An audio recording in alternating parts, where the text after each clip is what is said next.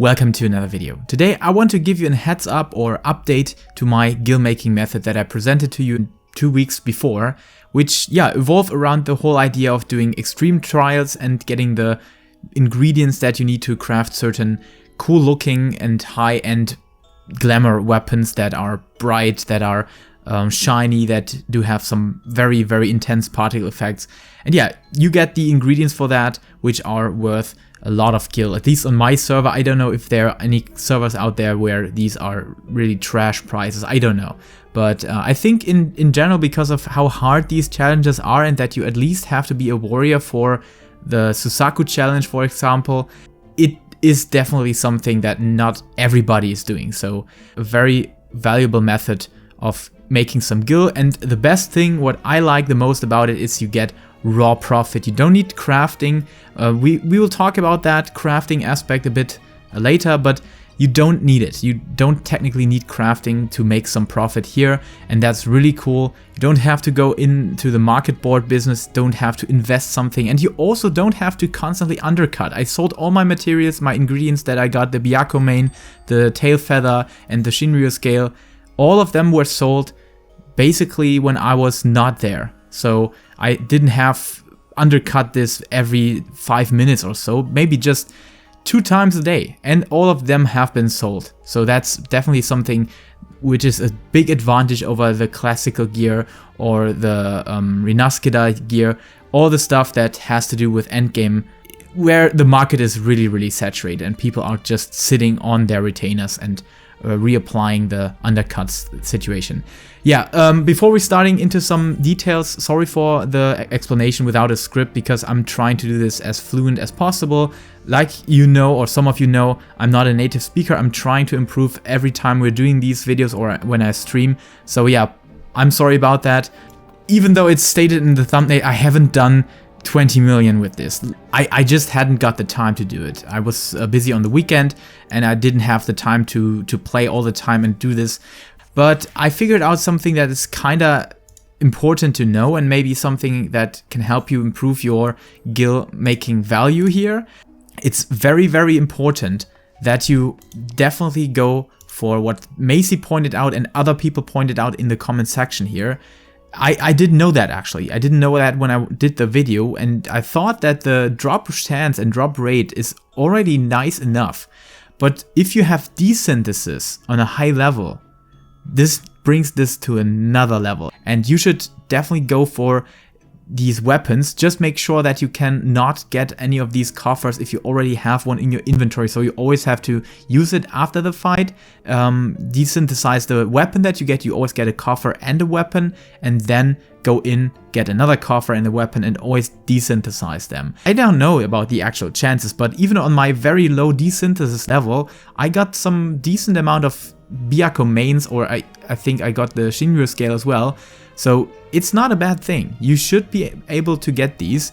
It's not the best gil making method for efficiency, for getting the best amount of gil in the least amount of time.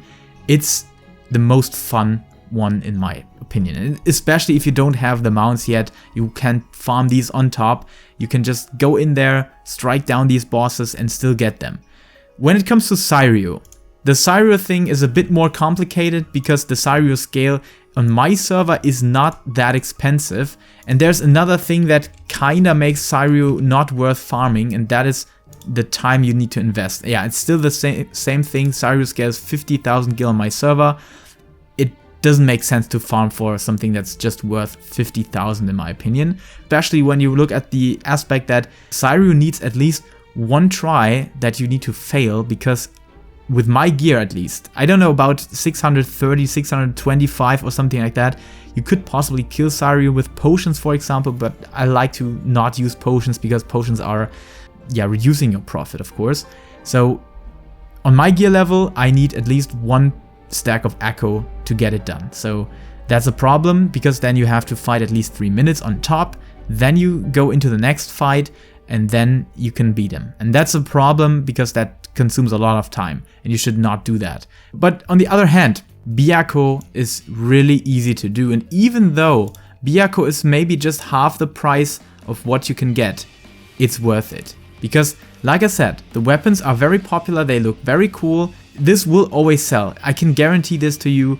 This won't stay for longer than 2 days in your retainer if you're just undercutting at a reasonable value, at a reasonable time. So this will sell. So my advice here is to go for Byakko. Byakko has some very small tweaks that you can apply there to improve your time, to improve the clear time. Go in there. If you have access to a warrior, go with the warrior. Warrior is super darn easy on Byakko. The first thing you want to do on the start of the fight is just charge in, then directly use your Infuriate, and right before you're using Maim, or at the same time you're using Maim, already click your inner release, because that's very important, because then you will get another inner release phase into Byakko before he disappears and transposes into the next phase where we have to fly around and dodge the balls and orbs. So that's very important, because then you have all the Falcleys into Byakko before the change of that phase, and after the phase you have inner release ready again. That's, I think, a not unnecessary optimization for the warrior, which makes everything a bit more fluent and faster in my opinion. Especially when you grind this over and over again, make sure to use this optimization process. On top of that, of course, people pointed that out in the comment section already, you have to go for Vengeance and Thrill of Battle when you want to use Shake It Off to avoid the State of Shock mechanic entirely, or to not get the first State of Shock debuff and then get killed by the second attack, or you have to use Home Gang there. That's something you should always do. Always time that you have Vengeance and Thrill of Battle ready at least. Then afterwards, when you succeed in doing so, you can always have Home Gang as your backup, which is super comfortable and convenient to have, because then you know, hey, when something went wrong, maybe for the second phase or the third phase where these pulses hit you, then you can still use Home Gang if there is something going wrong on this phase, for example, because it broke your Shake It Off shield or whatever. That's very important for you to know, and you should stick to this rule.